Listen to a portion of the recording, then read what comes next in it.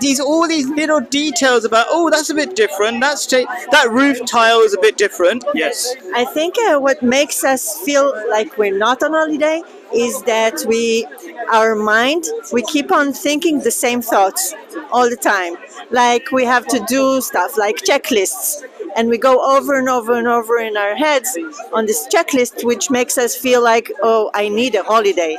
But if you just take the time to be mindful, like as you said before, just look around you and be mindful for what you see, and it helps you, put aside all the things that you think you live for. That's brilliant. Actually, I'm gonna outline the three things, and you mentioned the second thing, right? So your thing, I think, is rooted in fear. Oh no! If I don't do this, the world will end. Oh, this person will look at me the wrong way. I'm gonna bring that. Okay. So I'm gonna really quickly outline it because I go way too slow now. I'm gonna go faster, right? Okay, but first of all, I have to quote the beautiful thing that transformed my life, right? And see what you think, right? This is a saying of Prophet Muhammad. What is the world to me, he says. An example of me and the world is that of a traveler who naps under the shade of a tree and then departs and leaves it. Now, somebody might think, oh, that sounds a bit miserable, but I'm going to break it down and say why that's so beautiful in so many ways, right? Okay, and the three things I'm going to talk about, including the thing you mentioned, okay, well, you kind of mentioned the first thing, which is the awareness, right? And then the second thing is fear, like how to overcome the fear, right? And why we have fear. And the most important thing and the hardest thing to realize is that we need to grow to really enjoy it. Like if we simply have stuff, like if you're on a beach in a beautiful scenery, but you don't have to do anything, you will hate it. I promise you. I've been in really beautiful places, but if you've got nothing to do, you will get so bored. What does that mean? Means like now we have this. We always have something to do. Okay. Oh, yeah. But you don't want to have. I'm being sarcastic. Oh, I see. Yeah, exactly right. Yeah. So we'll talk about that. Like, yeah. Okay. So let me quickly talk about this awareness thing. How do we get into a sense of we're not here forever? It sounds terrible, but if we really believe that maybe we won't last till the next day or whatever, right? Then you have that awareness that you should savor all the tiny details. And I truly do savor all the tiny details. And I love your little trick, go to a new place. That's a good place. And London we're pretty lucky, I think, with London. Maybe other places where you can be equally lucky, I don't know. How is kind of... Jerusalem is brilliant. Yeah? The old town and... Yeah. So even wherever city you are, you don't have to be lucky enough to be in London. You can be every other places, and there's probably always something beautiful, somebody different to talk to and stuff like that, right? So, what is it that I could just bring out that? Yeah. So okay. So if one thing I want to bring out in this thing about being aware, and I think this is one of the biggest mistakes we have in our kind of materialistic society. Two things. We think things are going to make us happy, but it's kind of experiences, people, and connection that makes us happy, right? That's one major mistake. Like you're connected to your things. I'm going to consume more and more coffee, really expensive coffee. No, it's not going to, especially if you do it by yourself, it's not going to be a good experience. I'll tell you I'm glad you're here because I think you might agree with me, right? Like, would you describe... But I want to disagree with you because you can. Because my daughter is here, but actually the best time I'm having, like the best vacations I have is by myself. Yes. Like I went to India for 1 month by myself, which was one of the best times of my life. Did you talk to anybody? I did, but it was the best time was being by myself. I went to Italy for 1 month by myself, and the best times I'm having is really by myself. But it's How long was your holiday? In India 1 month, in Italy 1 month. All right, okay. So all I would say is normally, statistically, psychologically, people are social. You seem very social. I'm not sure what. I would agree with her. Yeah. I always personally travel alone. The reason being is if you're traveling with somebody else, your awareness of that person, like if it expands across the screen. As a result, your awareness is in fact upon people who are quite familiar to you. If you want to soak in the atmosphere and the true essence of a country, I always go alone. Now, in fact, I would take it a bit further than that, because I've developed something which verges upon mysticism. Because when I go to particular places, particularly in London, which has a lot of supernatural and magical associations, far more than anybody imagines, these particular places have a particular atmosphere. Okay? You only get that real atmosphere when you're on your own. Now, if you've done that for bits, you can do something very, very strange. You can go to London and you can concentrate very carefully. You can only do this when you're own, and try and pick up a little bit of mouse tail or little tiny bit of that emotional feeling. And then you can follow that and you can find the damn thing you're looking for without knowing it's there. I'm trying to understand about the feeling thing, but this is okay. Well, can I try and explain it? Okay, go on then. I think you get something from this. I think you might have some idea of what I'm talking about. How aware are you of how buildings feel and how areas feel? I mean, can you walk into an area, particularly on your own, and maybe you might like to try this as an exercise, and then be aware of the essence of that area? I think all human beings, if they calm down, they can feel that. I often, wherever I go, ooh. I think as long as it's natural, there's something about it that's really original and genuine, then I love it.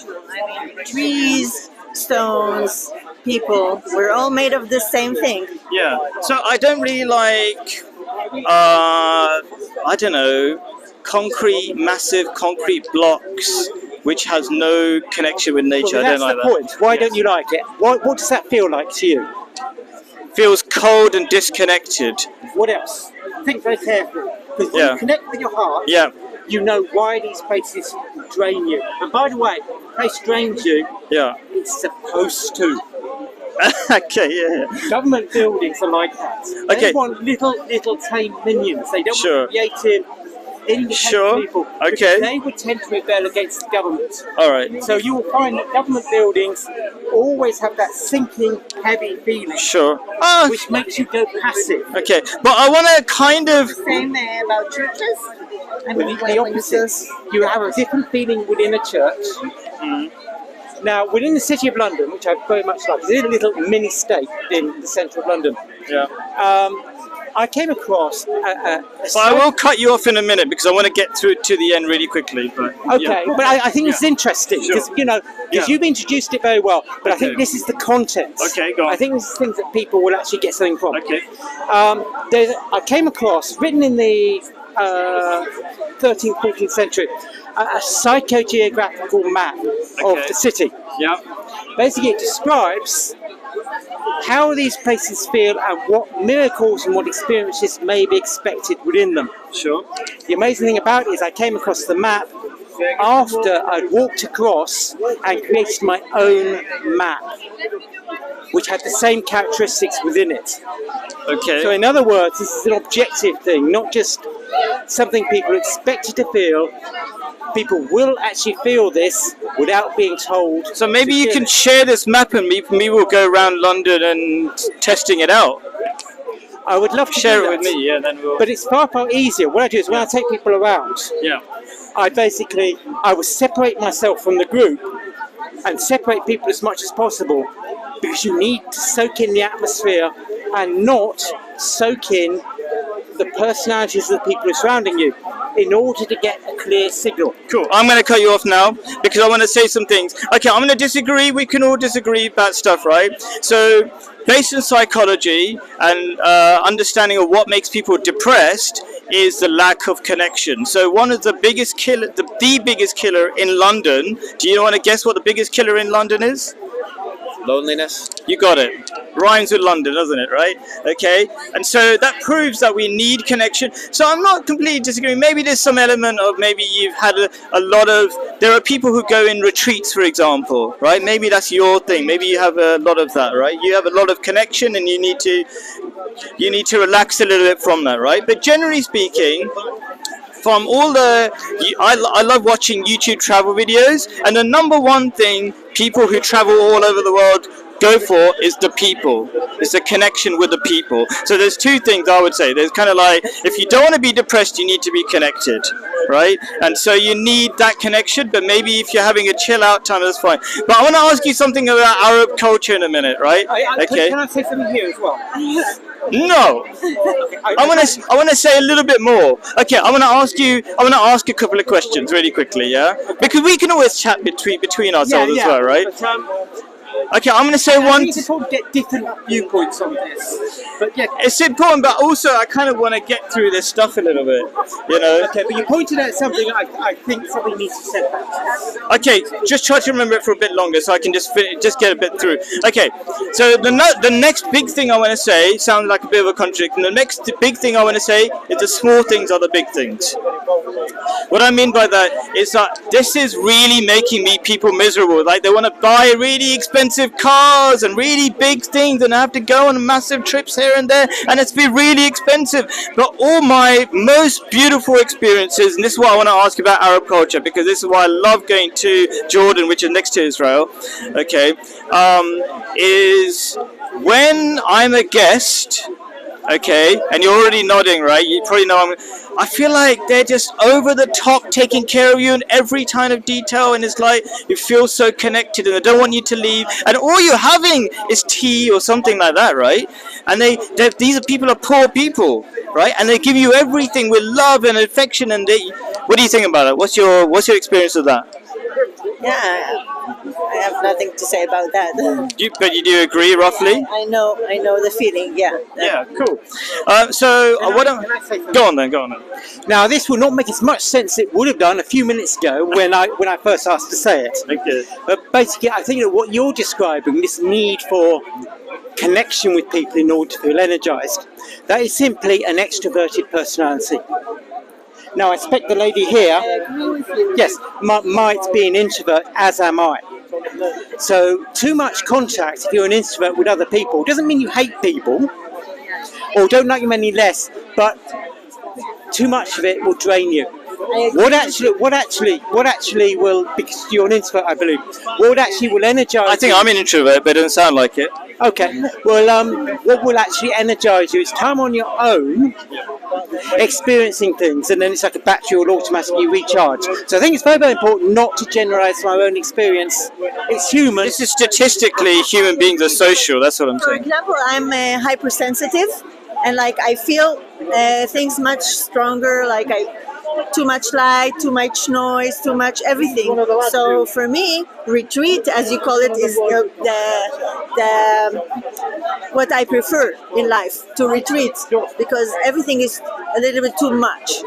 So maybe it makes me an introvert. I don't know, but it's yeah. I always feel the need to. Okay. I really need I feel the need to. You can't make it wider? Make it like go back? Because the sound is going to be caught. Feel the need to retreat. I think that is introversion, to be honest. Yeah. Okay. So I'll tell you, like, It's really physical. I mean, I really feel it. I do agree that every day, 5 times a day, you know, Muslims they go into this kind of retreat position where they're quiet and they're not interacting, but they're together at the same time. I think it's really important in all different regions. I think Jews, they pray 3 times a day. But we have it in everything. Like before you eat, after you eat, when you enter a door, when you have to kiss the mezuzah, it's a little moments in the day that you take the moment to thank for everything. And they're beautiful little moments, I think. We have the same in Islam. You like when you enter a house or anything.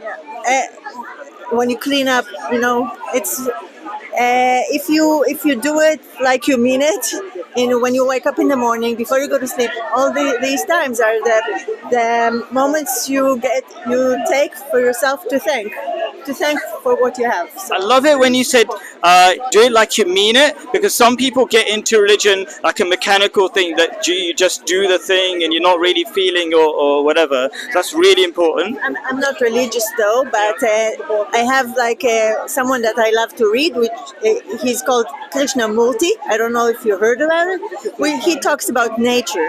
It really talks about the connection with nature and the mindfulness and the way that you walk around in the world, like a little bit slow motion, and you notice stuff. It's really very close to what I think you're talking about. I think.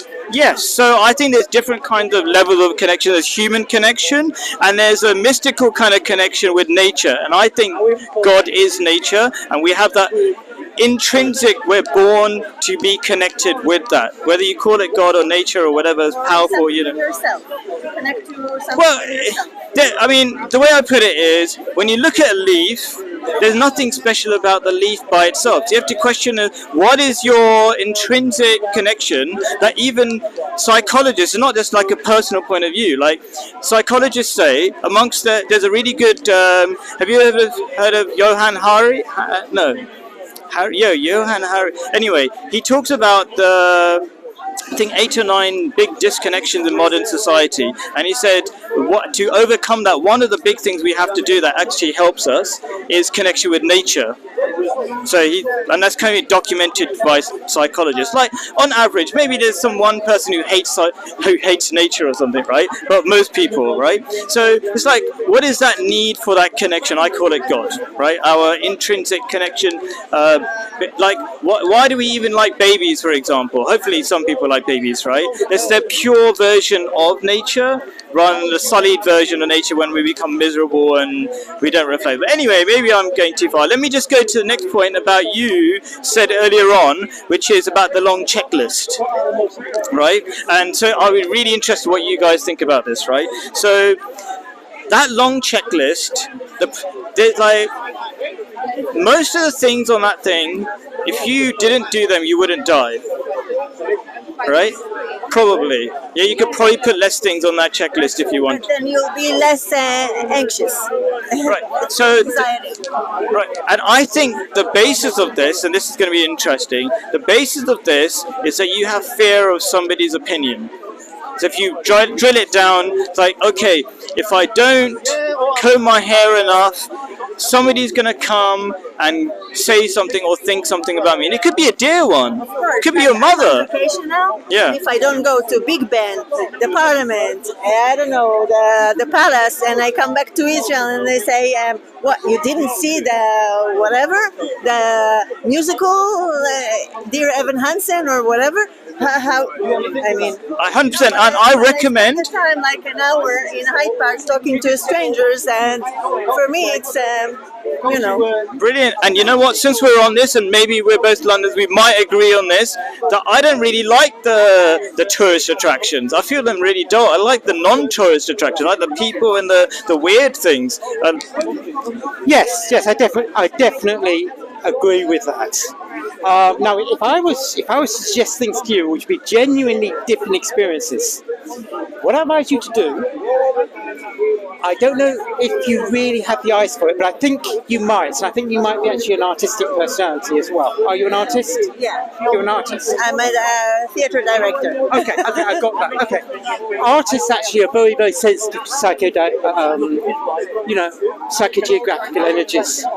Have a little wander on your own, on your own, within the City of London.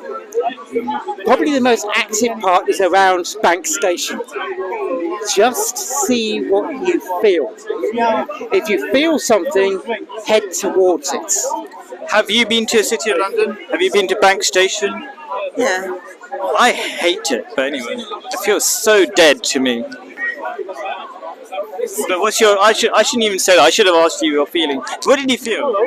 I have to go there again and just see what you recommend to go to Bank Station and then see what I feel. I'll tell you exactly what you can do in order to set you up on this. Come out of Bank Station. There's a triangle little square there. Look around and you will see nothing. If you're observant, you'll see over 100 dragons, 2 golden grasshoppers, bears, owls, all these different things, which are actually semi-hidden and then you will see something blow your minds and send you somewhere else. I'm not going to tell you what that thing is. It's going to blow your Okay, mind. I'm going to move on. Maybe that's a one-to-one kind of thing, because I've been there, but I never felt those things. But anyway, maybe I'll look again. No, what the city Yeah, does is yeah. very, very important. It actually sorts people into different personality groups. It invites you in if you have an artistic or an analytical mind.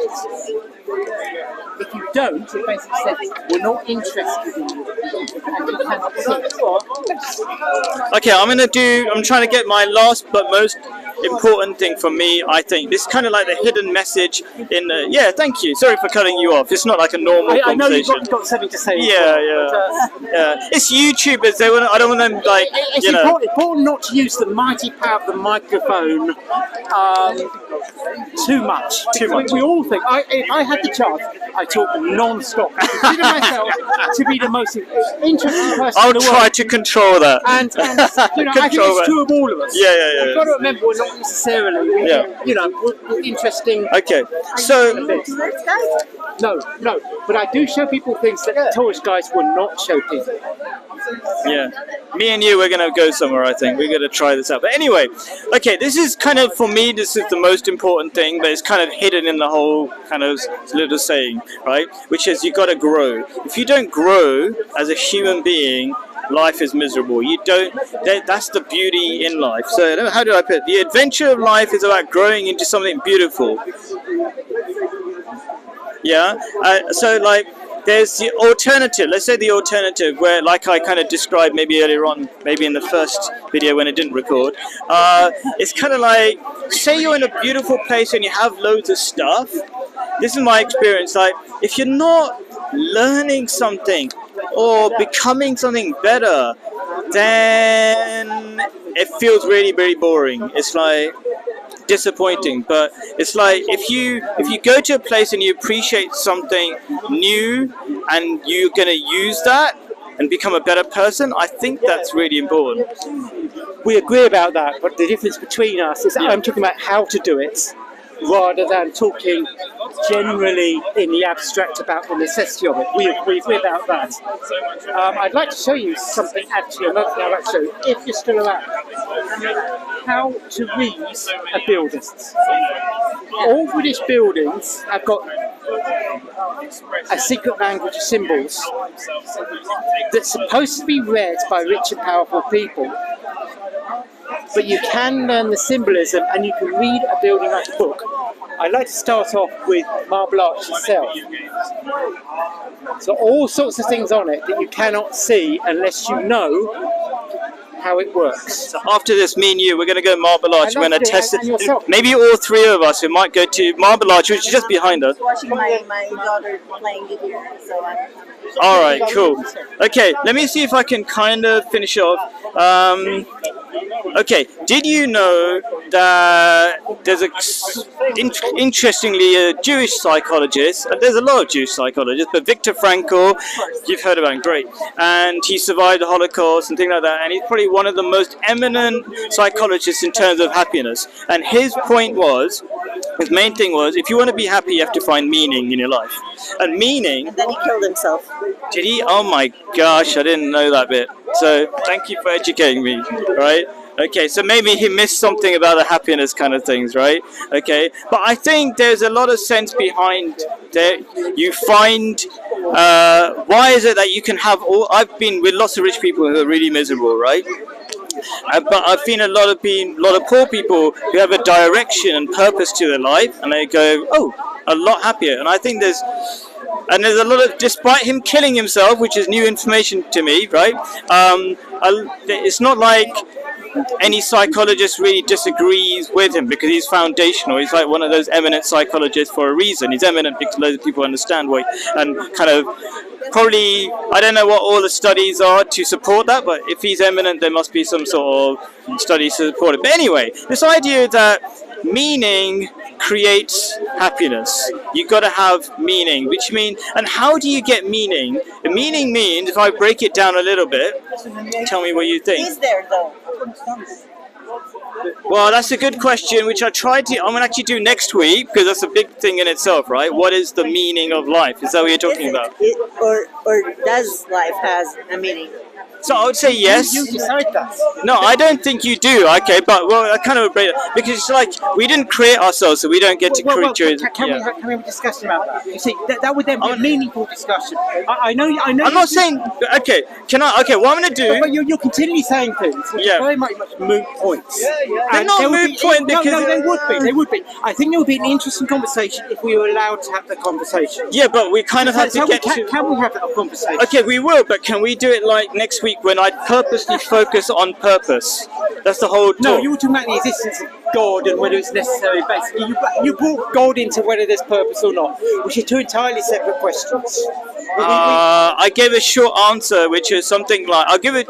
Okay, I won't give a short answer because then then you would have to rebut it and all this kind of stuff, right? Okay, but do check out bigquestionsanswer.com where I've talked about this in detail about purpose. But anyway, so I almost want to get. I do want to.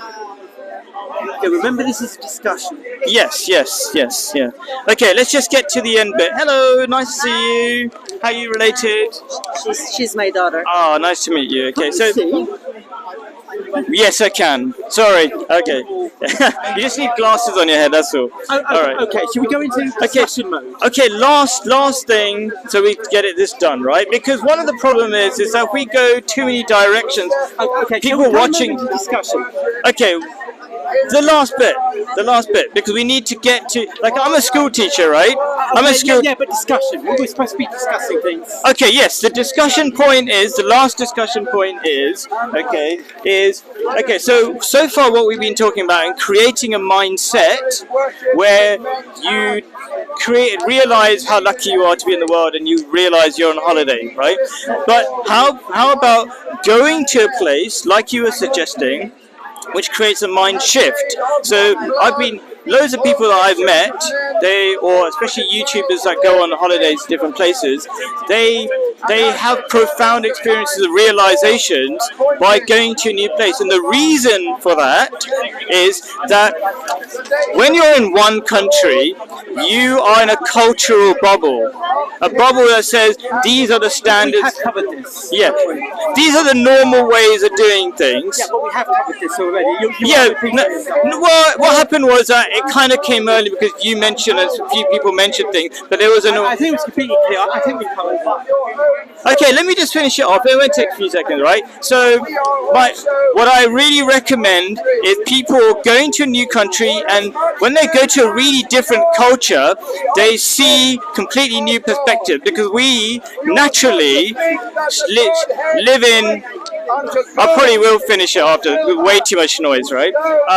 But we start living in little bubbles of our perspectives, and when we go to another place where everybody's doing things completely differently, would you say the culture of Israel, for example, is really different to here in any way? To repent. Yes. Because unfortunately, yes. Okay, so there could be unfortunate, and yeah, that's a good point. There could be good and bad. Occupation, which has a completely different mindset. We're occupiers. So that's unfortunate. There are good and bad things. That's a really good point to make, right? So when you go on holiday, it's not all roses. There are good and bad things, right? But did you?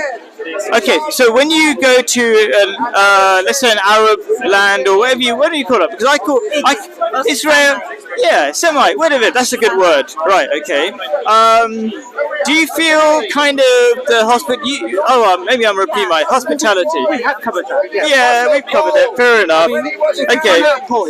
Yeah. No, that was it. That was it, really. Okay. Before you get bored and losing. Yeah. So I was gonna go on. So go on. You move beyond. You've explained the theory. I think we ought to move on to the practice. Okay, yeah. And I want to show you how to read a building. Just across Marble Arch. Yeah. Are you willing to come with me? Yeah. Okay, let's go. Let's go. Okay. We're going to stop. I'm going to join you, but thank you so much. I'm going to stay with my daughter here, but thank you so much. Can I give you my website? Take it to Israel with you. Questions, answers? That's me. Nice talking to you. Bye. All right. Male and female.